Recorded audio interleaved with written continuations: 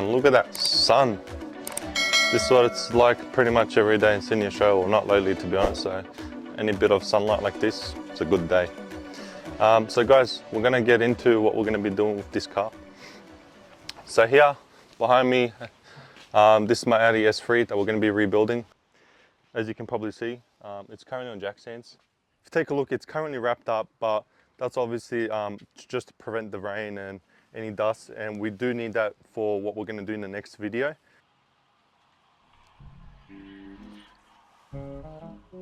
So right here we have the fuel tank. So this is the fuel tank. I've obviously wrapped it and I've put it on a little dolly. Honestly, it's the worst dolly of my life. It gives me such a hard time, but it does the job. I just want to protect this fuel tank, obviously. But yeah, we're gonna do so many videos on this, even refurbishing the tank is brand new. What am I on about? But cleaning it up and whatever. Daddy, chill. Okay, now that we have the fuel tank out of the way, we can take a better look at what we're going to be doing. So as you can see, it's very bare. Even looking down below, it's just very bare. There's nothing there. As you can see, all the rubbers have been removed, heat shields, every single thing. So even the cables, they're obviously going to be getting replaced. They're the cables that go to the back hubs, even the brakes. Same goes for that one. Like I said, we'll replace them. But then if we take a look at what we're going to really have to address here is this damage below. So if you see, this is the rail that goes from the front to the back of the car, and this support beam right here is where you should be jacking the car from, or from here. But as you can see, this thing is far from straight. So one, either I'm going to attempt to fix that myself, but obviously I want this thing perfect, or two, I'll get a professional to do this. Hopefully we don't have more damage on the other side after I pull it apart in the next video. But please comment down below, what would you want to see? Do you want to see me repair this, or do you want me to get a professional to do it?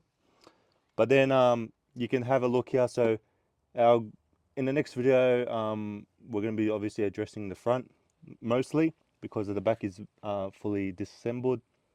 But what we're trying to achieve is, I want this as perfect as possible. So we're going to, once we've sanded everything, this is the finish we want. This is actually like an olive green, which is the OEM finish. So this is the finish we want throughout the whole underneath and the front of the car. And then after that, we're obviously going to be applying the seam sealer. It's going to look like factory, so stay tuned for that. But moving to the front, we're going to be removing the two front fenders, so completely disassembling it, removing the wheel wells, like the wheel liners. As you can take a look here, there's a tons of seam sealer back there that needs to get removed. Obviously I want to replicate the back, so that's all. Just as you can see, it looks pretty messy from factory.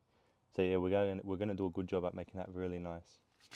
We're going to go ahead, we're going to be removing the discs, the full brake assembly, the knuckle, suspension, all the cables, same as the control arms. So all the control arms, sway bar, and everything else that's here.